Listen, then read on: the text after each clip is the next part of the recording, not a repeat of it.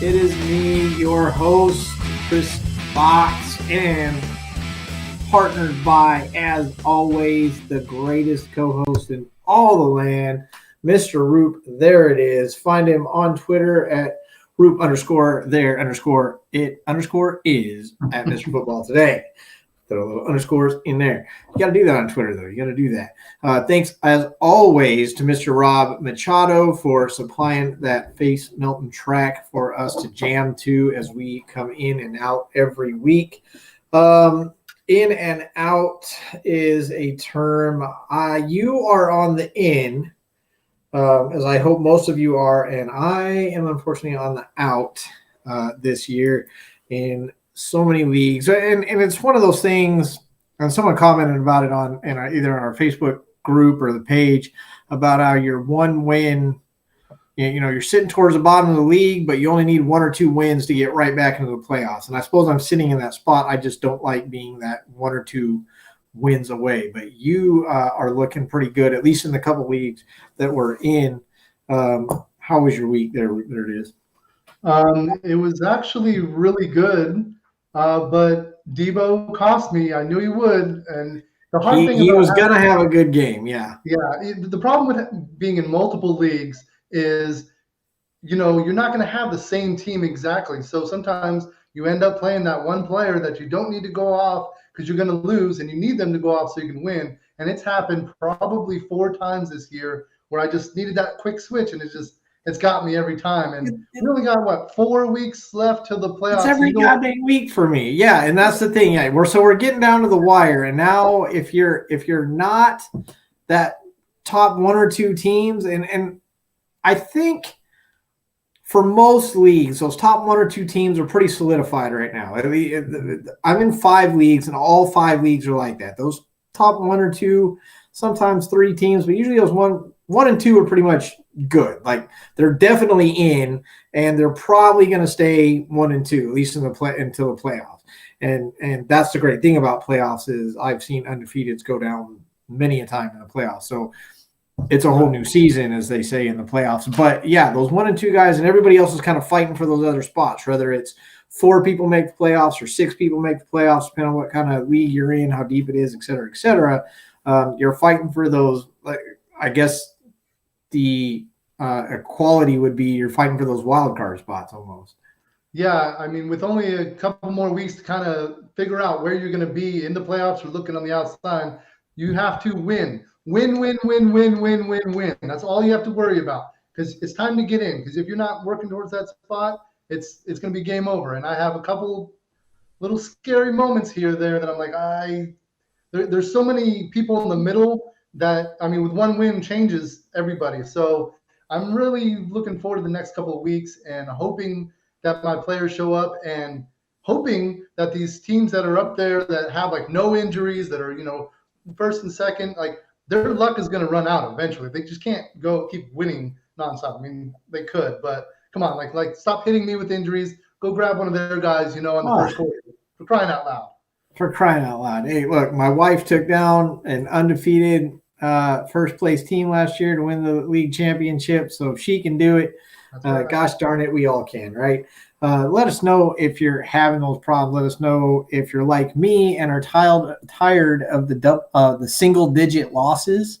Every week I have single-digit. I had 2 single-digit losses this week, and I am fed up with them. But that said, you guys are here to find out, to verify what you've been hearing all day about ads and drops, and should you get them, should you not. If you've been around for the season, you know that this is the place to find out if people are making sense or just saying what everyone else is saying, because we will not do that for you. We will do the research as we do every week. We'll yak some real football and give you guys real results. We always start with the quarterback position. There's really 2 names on everybody's lips right now, maybe a third, but we'll talk about that one as well. The 2 names on everybody's lips, of course, are Cam and Tua. And who do I take? Tua's pretty much I'm not going to say pretty much picked up. There's still plenty of leagues where he's available, especially being that he didn't start But those are like the two guys if you need quarterback help. Hopefully your quarterback is solidified. Hopefully you don't need quarterback help right now, but we got to talk quarterbacks in case you've got a bye week play or something like that, an injury that you need to cover for. Some of you guys are still reeling from Kyler Murray. Do you want McCoy? Things like that. And I think McCoy is doing fine in Arizona if you want to do that handcuff thing. But Cam or Tua is what we're talking about right now. What do you say? What say you? There it is. Cam or Tua? Well, with Tua nursing a little bit of an injury, he's kind of even with Cam in my eyes right now. Although Cam Newton is getting most of the first team reps, which is important because it's kind of solidifying as hey, maybe this can be the guy if he could pick up everything in time for the weekend's game. So, I mean, a couple people across my leagues have already picked up Cam when I've been eyeing him all season long. Like, come on, he's going to end up on the team. He's going to end up on the team. He finally does. I'm I think he's going to back. benefit. The what? I'm back. I'm back. Yes. I'm I think I bought back. that I saw it happen. I saw it happen. happen live. Yeah, he's back. I would say if Cam Newton gets a starting spot, I would take Cam over Tua. Just not sure how that injury is going. I think because he's going to elevate some of the his players around him, and we'll get to that when we get to those positions. Sure. So as fans of the show that we always say points over stats. So, but we always give you the stats because they kind of help lead to the points. They go hand in hand, but always take the points over the stats. That said,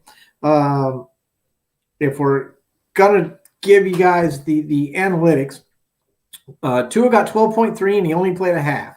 So, double that up. Maybe he gets 24 for the game. He probably gets at least 20 for the game. So 20 is good. 20 is where you want to be. If you get more than that, that's great. But 20 is kind of the measuring stick. So I think Tua, safe to say, would have got 20. He's pretty good for 20 most games. A little inconsistent, but he's been turning on of late. When you throw it 40 times a game, that helps.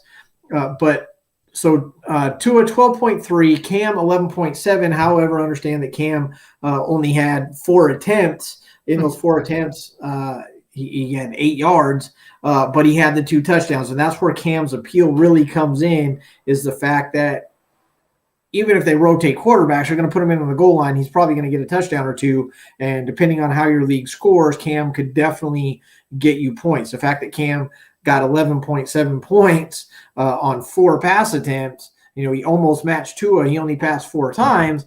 That kind of tells you something when he gets in. Plus, he knows the team. He knows the receivers. We'll talk about that in a minute, how that translates as well. The other thing that I like to look at, of course, is the schedule. So Tua has the Jets, which have not given up a lot of points at quarterback, but they still only rank 19th. But then he's got Carolina, who ranks 3rd against quarterbacks. They got the Giants, who's at 16, again, that middle of the road, beatable if Tua's on his game. I think Parker will be back by then. So Tua could have some fantasy value for you. Cam has the Washington football team next, of course, worse in the league. Miami, who's sitting at 25 in that bottom tier. Then they go on bye. Then they play Atlanta, who's sitting at 30. So Cam's schedule is absolutely gorgeous. It's kind of reminiscent of the beginning of the year when Sam Darnold looked so good. I really expect Cam to look good. Now, is he going to be top 10 quarterback? Is he going to be the guy that saves your fantasy season? I don't know. I mean, he runs the ball, but he's also got McCaffrey. He put up points. He definitely was fantasy relevant when he was there before. He still has the same weapons with McCaffrey. He still, he's got his receivers. Even Anderson has picked up, had his best week with Cam there. So to me, I think Cam has the highest ceiling. He has the highest potential. Tua, I think you're going to know kind of what you're getting. I just don't like the fact that he's going against the Jets and Carolina in the coming week. So I'm going to lean a little bit more Cam in this situation. But that's based off the analytics. Again, the numbers are kind of the same this week. So you're going to have to make that call for yourself. The one thing that might push you over the edge is Cam is probably available, whereas Tua is not. So that's where we get with that. Yeah, if you need that filler, that's really what you're going for. I mean, Tua's probably gone. Cam might be available. I mean, I saw him getting taken out of 2 out of a couple other leagues. So, I mean, I'm not going to go for him. I'm already solidified my quarterbacks. And that's where most people are going to come in at as well. Is Cam going to do well? He's going to get sure, but do I need him? Is he better than the guy I have now? Probably not, because there's plenty of quarterbacks that are performing, and unless you're in just a super deep or a two-person super flex league, Cam's probably not going to have a spot on your roster. If you were to pick another quarterback, if you were to pick a third quarterback that people would be talking about, not necessarily as useful, because that's what we're going to get into, is it a good pick, not a good pick? Is there anybody that you'd be looking at?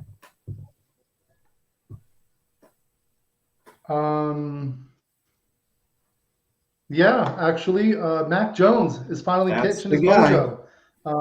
Absolutely. He's got a Thursday night game against Atlanta. I do have him on one of my teams. I am playing him this week, but he is available in some leagues because he might be sitting out there still.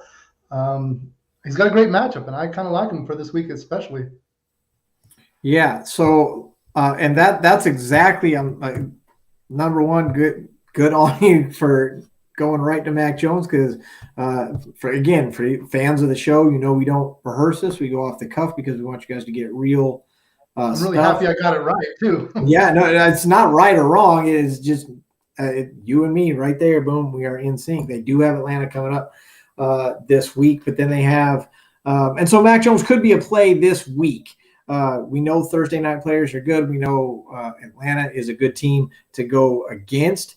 The problem, of course, is after Atlanta, they go against Tennessee. They got Buffalo. Then he's useless during the bye. Then they got Indianapolis. Then they got Buffalo again. So if Mac Jones is going to have any value at all, it's only going to be this week on Thursday. And then he's probably going to be fantasy irrelevant again, although it's a Bill Belichick team and he has surprised a couple times.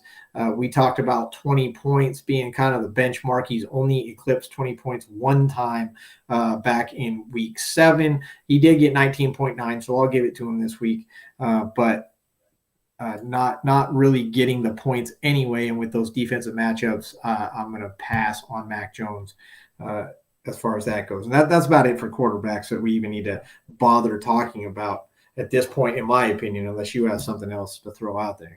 No, I think that's good with the quarterbacks. I do want to start off with a running back because I know you're going to talk about one, and I'm not going to do that. I'm going to let you handle that one. But a couple of weeks ago, I said, pick up Ramondre Stevenson. And you know what? He went off. 20 carries, 100 yards, 2 touchdowns, and got 4 catches for 14 yards. He's kind of in there a little bit. I know he had a drop. I think it was him.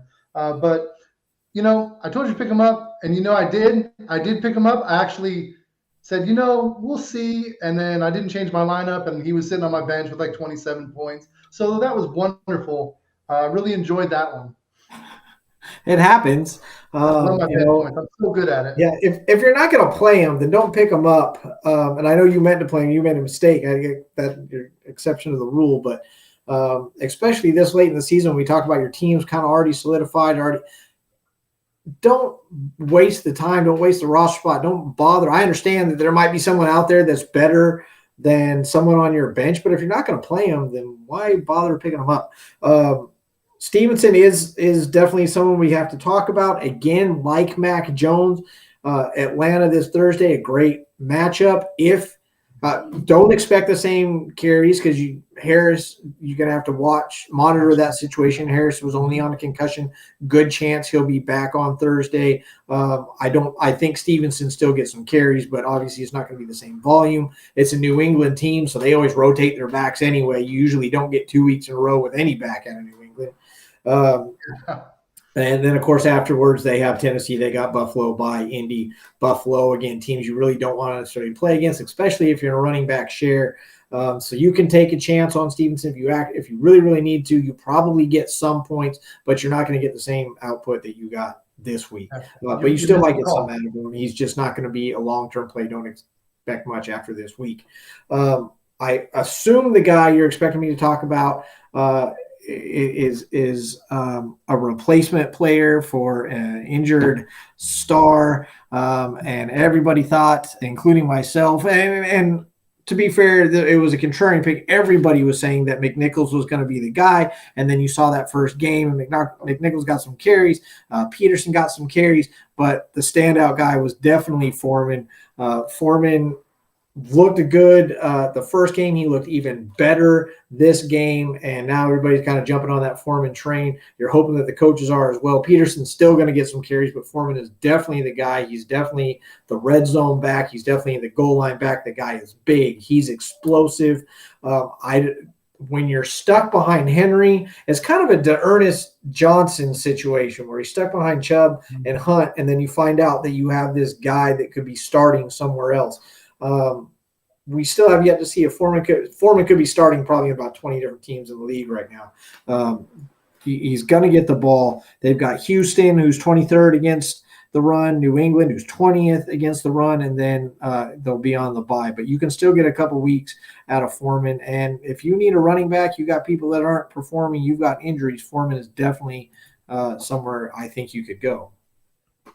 Yeah, I do like him, although what do you say, 2.7 yards per carry, which I'm not impressed with.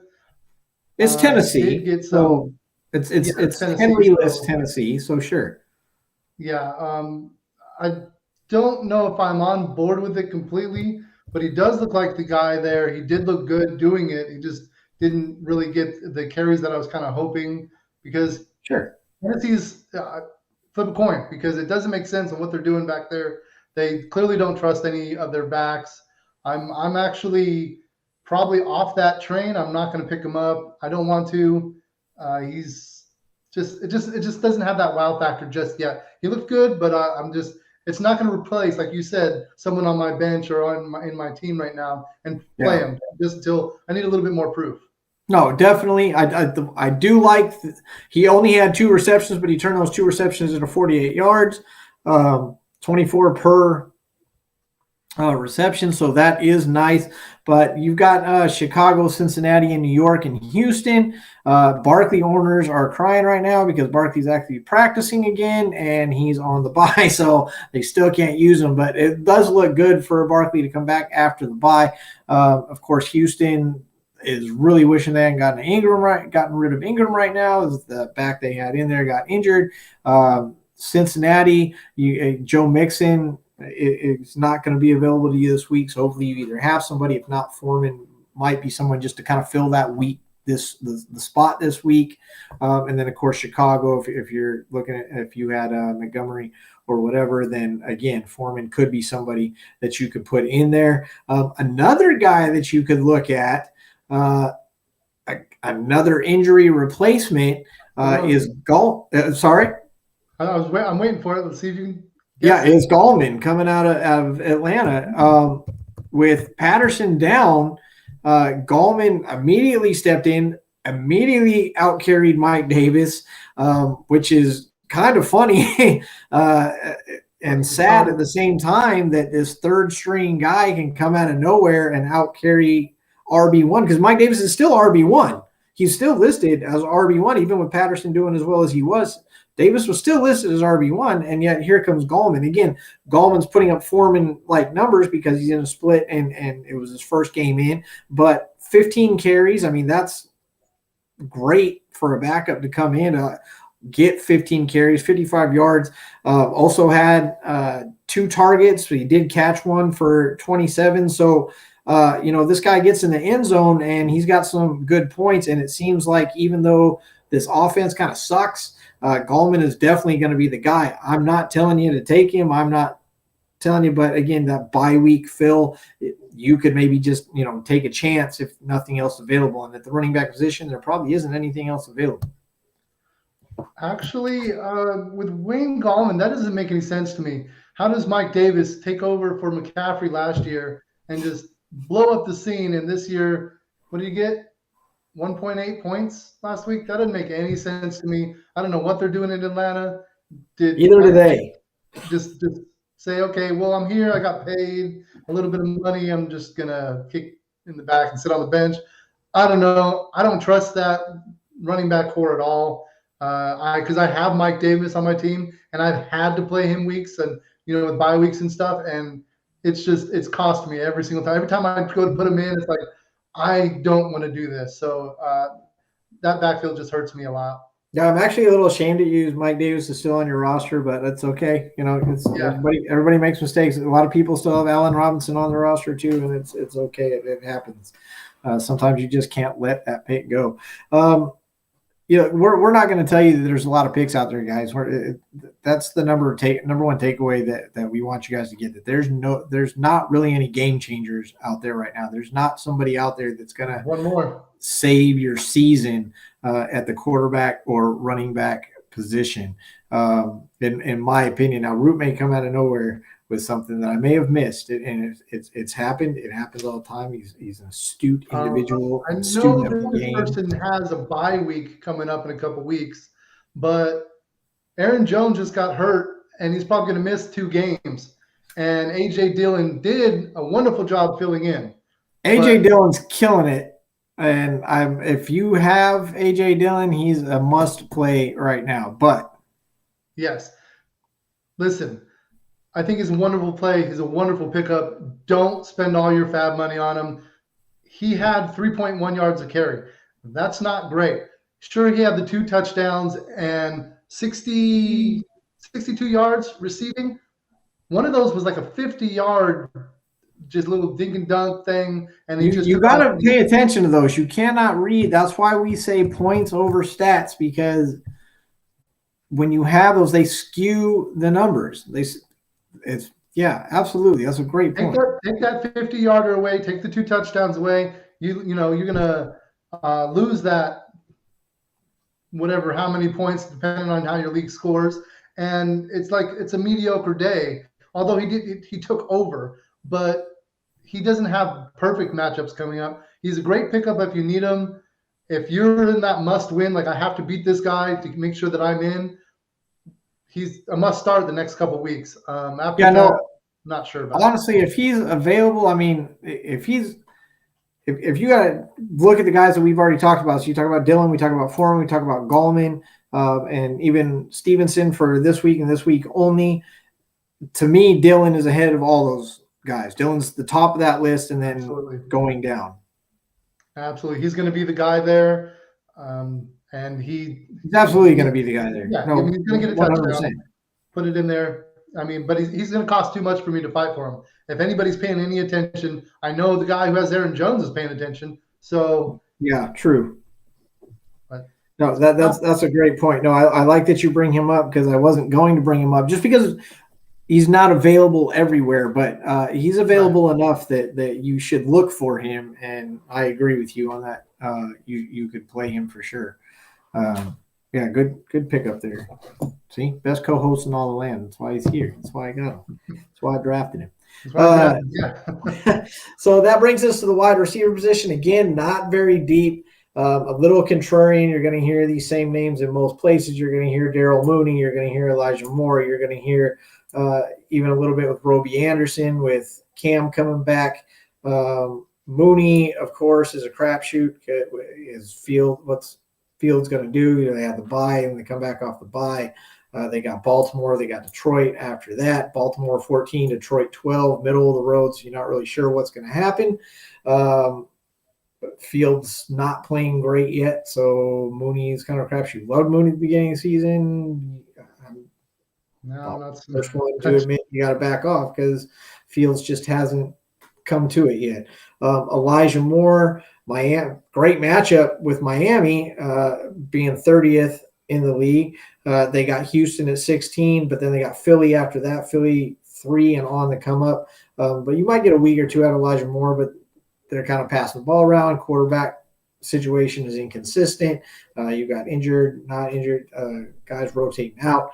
And then Roby Anderson has a lot of appeal with Cam coming back. Had his best week of the entire season, which was only 14 points, but still 6 targets, 4 receptions, and it's a monster. You have to consider it a monster comeback compared to the rest of his season. But Roby's going to get the ball sometimes with Cam there because Cam has utilized him in the past. They've got Washington, worst in the league, coming up.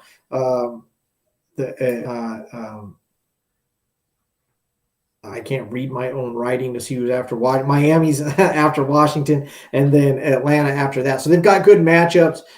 Again, he's a filler. I don't know that Roby's better than anybody on your bench, but he's someone you could look at if you're looking at the Cam situation as a positive thing as well.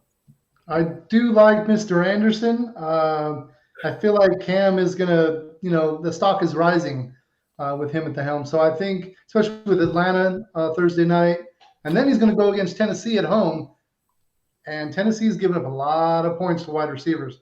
So the next couple of weeks is really good. I said several weeks back, Kendrick Bourne, keep an eye on him, stuff like that. Robbie, Kendrick Bourne is another name that he's only owned 7% of the leagues, but he's got a couple of things coming up that, that's when I was talking about with Atlanta on Thursday. That's something you want to kind of look at, say, can I put him into my lineup? Is he going to be better than, Corey Davis or, one of those, little flex spots that you're not sure who to put in? I think he can be a pretty good pick because I feel like they're clicking right now. I think Kendrick Bourne's good. Robbie Anderson. I think I have him in one of my leagues. So, and it really did help. Kendrick Bourne comes out 4 for 4, which is always nice to have, for a quarterback, to have a guy who catches everything that's thrown at him. 98 yards, his longest was 48. So half of those came on one pass. So he had basically 3 for 50 and 1 for 48. But he did get the touchdown, so that's good. I mean, when you guys catch him 4 for 4, you're going to look for him in the red zone. It is a New England situation, so you never know who's going to do what every week. But, yeah, I mean, if you're looking for that filler, you want to take a chance, roll the dice. Kendrick Bourne is as good a spot as any to do that.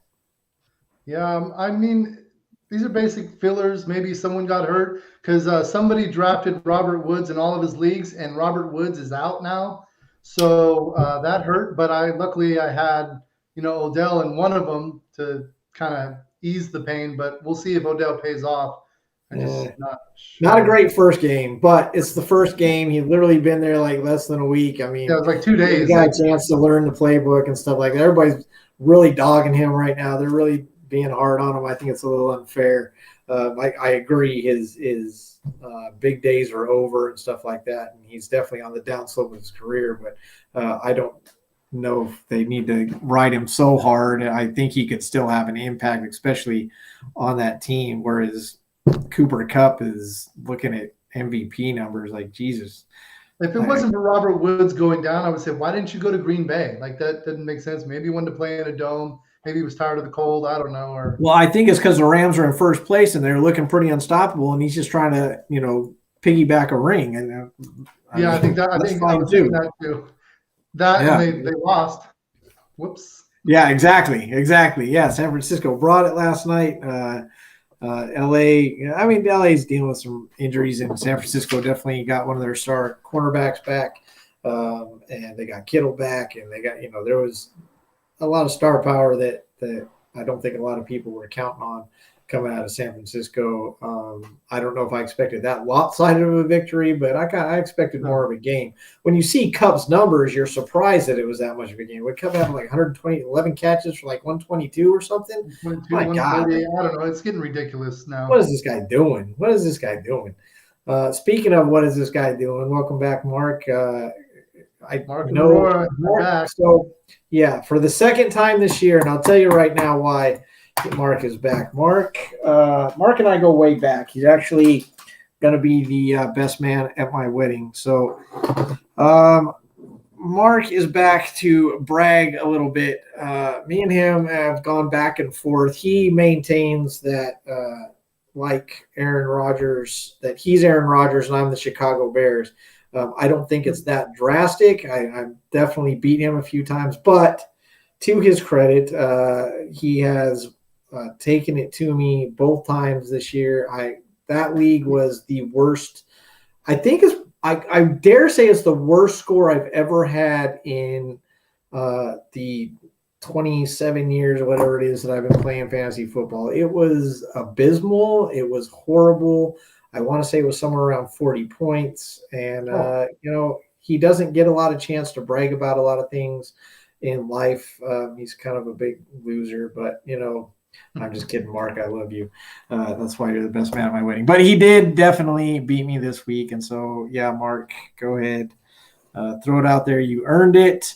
You should celebrate because you did something that you shouldn't have done. And don't do somebody would give me 40 points every time I play someone. They're like, career days, Debo's going off for 30 plus, and I'm like, can you guys stop? Like and that's the thing. Like, I only scored 40 points, and Mark still had like a career day. Mark, do you have Cup in that league?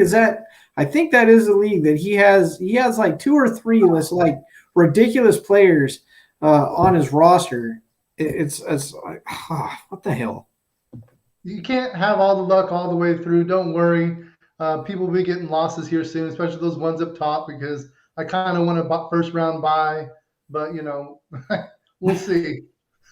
Yeah, I would love to get a first round bye. I'm probably not even gonna in that league, especially. I'm not making the playoffs in that league. It's one of those leagues where 1 or 2 wins would make the difference. Where's your stupid? He actually renamed his team "Never Loses" to Chris after the victory this week. So good for him. He's got Jared Allen. He's got who are the big guys? Stephon Diggs. Yeah. So I mean, those 2 right there this week. He has Adams also. So I think any 2 of those 3 was enough to beat me this week, to be honest. He also brags that my wife is doing better, which I'm fine with. Like I said, she won the league last year, but she is doing better in both the leagues that we play in, actually. So good for her. And I want everyone to know that she does it 1,000% by herself. She has caught a few episodes of the show, but we do not talk rosters or plays, ads, drops very often. Amongst each other, and she definitely does her own drafts, picks her own players. So kudos to her, and congratulations to her as well. Mark, this is a Facebook and YouTube show, so I can proudly say suck it. Loud and clear. Probably not going to retire, but yeah. I needed a bigger cup this week because of college football chaos. Yeah, and if you guys have questions, if you guys have more to say, Mark always has more to say, go ahead and throw it out. But let's get into it. College chaos, Root, there it is. And there was definitely some chaos this week. I know that you're hurting from your loss, and we talked about this a little bit before the show. I don't think the refs helped you at all, and I'm not blaming it on the refs, and neither are you. You're very much not, but I don't think they helped you at all this week. I would dare say that Oklahoma's not completely out of it, but I don't think they're going to get the same leeway that a team like Alabama did. No. When it comes to what the committee's been doing so far, the rankings came out tonight. Oklahoma dropped 5 spots to 13. They gave no respect. So apparently, quality loss doesn't get you into the top 4 anymore. We were kind of hoping that we would jump a few spots. Didn't happen, but it was a wild game. If you get a chance, go see the highlights, especially the end of the game. It just kept getting worse and worse, and it was kind of really exciting to watch. But they're the only top 10 team to lose this week, and this is the lowest amount of upsets that happened. Of course, Michigan State took care of Penn State from last week's pick, and Ole Miss did beat Texas A&M. They did, and it was an impressive win, and good for them. They're definitely trying to make a run and make a name for themselves in the SEC this year, kind of the LSU of last year, if you will. Yeah, they're definitely stepping up their game. They're going to give some people some, they're making people's resumes look good. But I mean, this week in the SEC, I think it's Cupcake Week. There's a lot of teams playing that are just, you've never heard of them, let's say. I think that's most weeks in the SEC. But anyway. Got to hate on SEC for a little bit. Okay, Just SEC. until we get there, then we can't say anything. But They're too good. Look, I always say, as an Ohio State fan, I say this all the time. If we weren't good, then you wouldn't hate us so much. So yeah, I mean, the SEC is still the best conference in college football. It's undisputed. You can't argue it. There was a couple years where you might have been able to say something a few years back, but not now. No. Yeah, they're definitely taking control. Top four haven't looked at these top four. Same top four mark. Same one, yeah. Yeah, nothing changed. Cincinnati to 5, Michigan 6. So just a little move there by Cincinnati again, trying to give Cincinnati some love before they get dropped out because of their schedule. But it's going to happen. Schedule apparently doesn't matter, I guess, just because it's only because it's early. We got 2 weeks left. I expect them to drop as teams win. I expect them to drop to the bottom of the top 10. After this week, whether they win or lose, and then of course after the last week of the season, I don't know. They'll probably keep them in the top 10 just to give them some respect if they finish out. But there's no worries about the BCS when they get to the top 12. And we talk about this every week. It'll be nice if they can continue. It'll be nice for them to be there. Top 4 mark for the playoffs, same as last week. You got Georgia at number 1, as they should be. Alabama at number 2, which is debatable with their loss. Oregon at number 3, which is very debatable, but they have to put them ahead of number 4, Ohio State, just because they beat them. I really think that this is the week where some of that starts to get sorted out a little more, especially in the top 10. And then obviously next week, being the last game of the season, they'll really have to sort it out and solidify it. I think you're really looking at Ohio State. Again, like you said, the SEC is kind of taking the week off. But Ohio State has Michigan State this week. And Ohio State, and I'm not saying this just because because I'm diehard Buckeyes, but when you look at Ohio State's schedule, they had to play Nebraska, who's almost toppled 4 of the top 10 teams, 4 or 5 of the top 10 teams. They've come this close to taking them out, including the Buckeyes. And then they had to play Purdue, the spoiler makers, which have taken down a couple top 10 teams as well, to include Michigan State. And then now we have Michigan State and Michigan after that. The Buckeyes are definitely fighting uphill and definitely deserve to be there if they can finish this run out. Yeah, I mean, they're already in. All they have to do is win. But if someone, Michigan State or Michigan beats them, Ohio State's going to bump back and they're going to jump Cincinnati. That's just the way it is. Cincinnati's not going to get a shoe in because of that. So they're going to sit at 5. They can get all excited as all they want, but that's just the way it is. Buckeyes have really tough next 2 games. And like you said, these last 2 games are important. They will start adjusting. I think this week's going to be not so much adjustments. There's hopeful. I want the chaos because it's fun.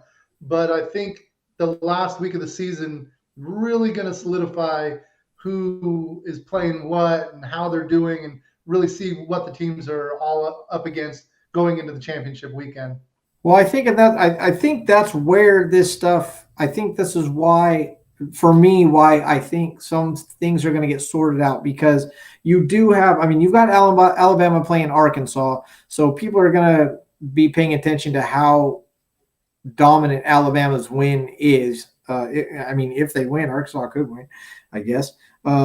But you do have a lot of unranked matchups. And so when you have ranked teams going up against unranked teams, you can look at how that plays out. If you have a close game or even a loss, obviously, against an unranked team, but if you have a close game, especially for these top 10 teams, if you play a close game against an unranked team, and I think everybody is playing an unranked team with the exception of the Ohio State and Alabama. I think almost everybody in the top 25. Oregon's technically playing 23rd ranked Utah. If you want to count 23rd as your rank. Not worried about that. But everybody is playing against an unranked team except significant unranked team except Alabama and the Ohio State / Michigan State. So you're going to look at these wins and see who actually deserves to be there. Yeah, Mark, Root, there it is about to do it. Mark, Upset and City. anybody else out there as well, if you have upset picks, go ahead and throw them up. Let us know. Mark says Upset City. Who do you got getting an upset this week? Well, it's kind of funny you say that. I'm going to go with the powerhouse offense is going to get upset. Clemson's going to upset Wake Forest. They're ranked 10. Wow. I was wondering if you were going to call us. I didn't think that you would. I'm going to be honest. I did not think that you would take, but I would like to see it. I don't know. Wake Forest playing on all cylinders right now. Yeah, Wake Forest is hitting on all cylinders. But this would be the shocker, like, oh, wait. Yeah. Clemson's top 25? No, but they might be after this week. They might be. Clemson, it's funny that Clemson isn't in the top 25. And this is, again, what I'm talking about, these wins and these unranked teams. Clemson, without looking, do you know Clemson's record? If you already know it, it doesn't count. How many losses does Clemson have on the season? Why are they out of the top 25? How many losses? 4 losses? 6-4? 7-3. So they only have 3 losses. Yeah. So, 3 losses is not like, oh my God, they're the worst team in college football. I understand why they're out of the top 25. They've had significant losses. They have not looked good. I don't think they really deserve to be in the top 25. But my point is that a 3-loss Clemson team, they've won 7 games. I agree with you. It's not out of the realm of possibility to think that this could be the team, especially with Dabo, steering the ship, that they could take Wake Forest down. I have no problem with that pick. I think the reason why Clemson's not ranked 25 right now is because Arkansas is ranked 25 is to help Alabama out. I have no argument against that either. Who else you got? I have, and you're gonna love this. They're playing at home. Good old Utah is going to take out number 3 Oregon. I said I would say it 3-4 weeks ago, and I love it. I love it. I'm gonna hop on board. No, I can't. I'm not really hopping on board. I'm rooting for this pick to come through. Yes, I'm rooting for this one. I am gonna hop on board the Clemson pick. Let me get that down right now. I'm not. I want the Utah Oregon pick to happen. I'm not hopping on board with it, unfortunately. But you've gotten them before. You got them last week. You definitely are calling upsets this season. You always do at least 3. What else do you have? Oh, you know which one. I said I would say it a long time ago. They're not even ranked. They lost their ranking.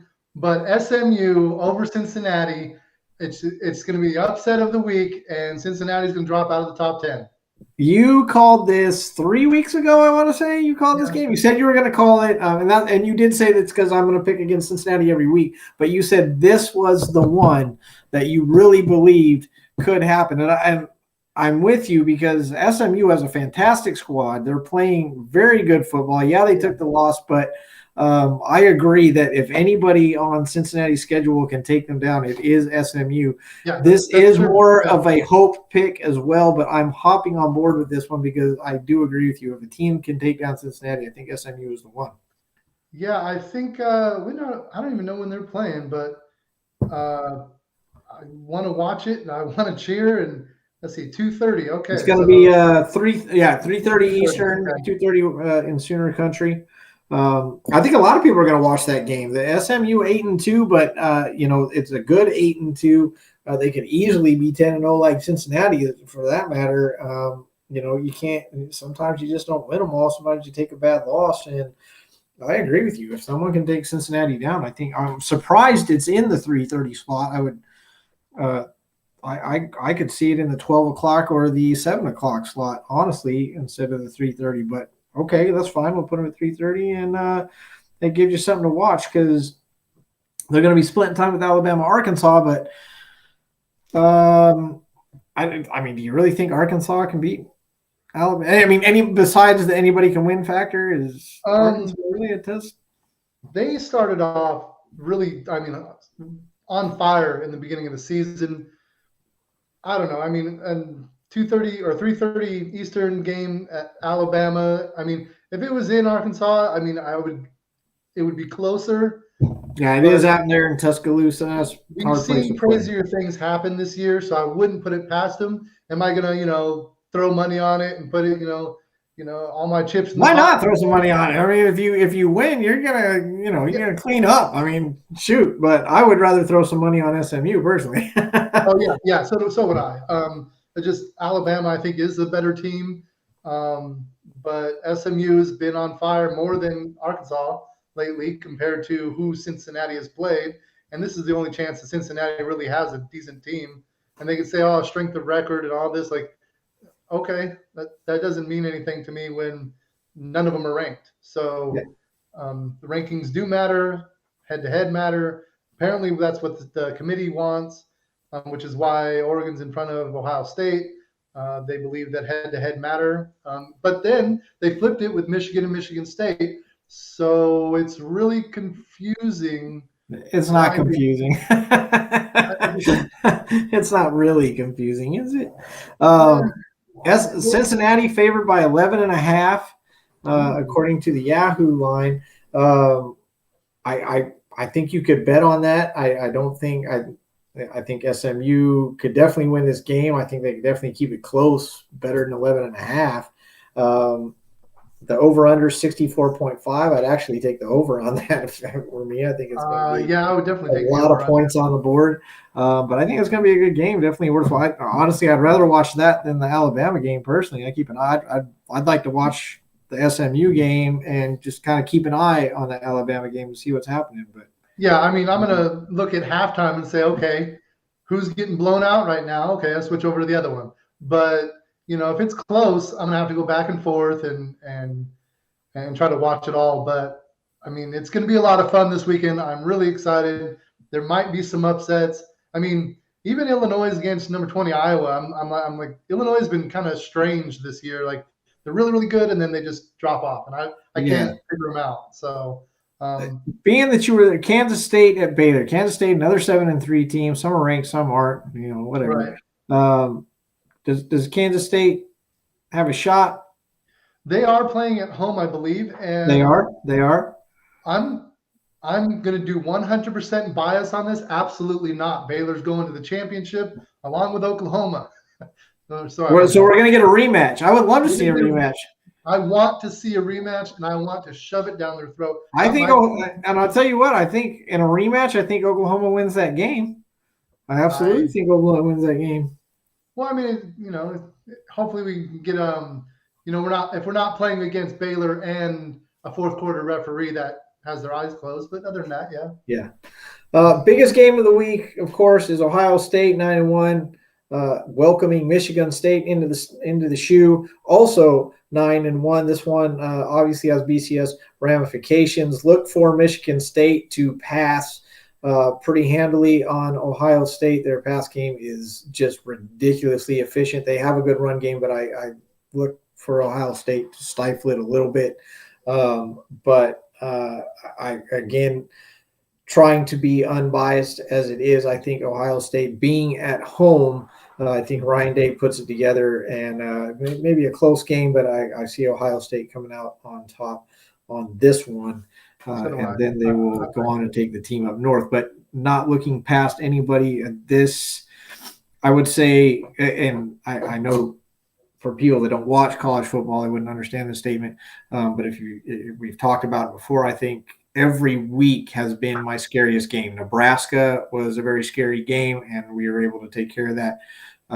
In a great game. Purdue was a very scary game until we played it, and we were able to dominate in that game. So now Michigan State becomes the scariest game. Should we win that game, the team up north becomes the scariest game. So it's just gradually building and gotten worse as a Buckeye fan for us over there. But definitely the best game of the week. No contest there. But we're looking for SMU to finally take Cincinnati down. I agree. If SMU can't do it, I don't think Cincinnati loses the season. But again, no worries about BCS berth there, I don't think. No, I don't think so either. It'll be a lot of fun, it'll be a lot of upsets. Just like fantasy football, just like college, you have to win. And right now, a loss is going to hurt a lot. So A lot. Win and you're in, lose and go home. That's where I'm sitting. But Roop, there it is not. He's looking to get in. My wife's looking to get in all by her lonesome. I promise she does it by herself, just like you guys do every week, with the exception you have our help.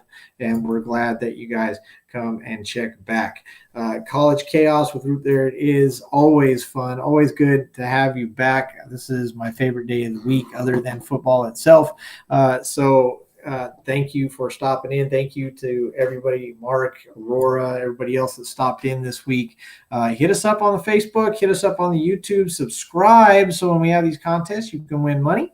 And we will definitely have those again if we keep getting the subscribers. So we appreciate you guys for watching. We love our fans. Root, there it is. You got anything for us? I love the fans. Get your teams ready. It's go time. And I'm fired up for everything that's going to happen this week. And it can't come fast enough. But you got a couple of, you got to get those, waivers in tonight if you have something you want. But if you like your team where it's at, just coast to the finish line because it's coming up quick. But you guys have fun, talk trash, stay safe. To the best host in all the land, take us home. Thanks a lot, Roop. There it is. Thanks. Everybody be safe out there. Don't chase it. Just face the truth. You might not be as good as you thought you were, and that's something a pill I got to swallow. So everybody, thanks for joining in. We'll see you guys next week on Yards After the Catch. You guys be safe. Yards After the Catch. Keep yakking football, everyone. We'll see you guys next time.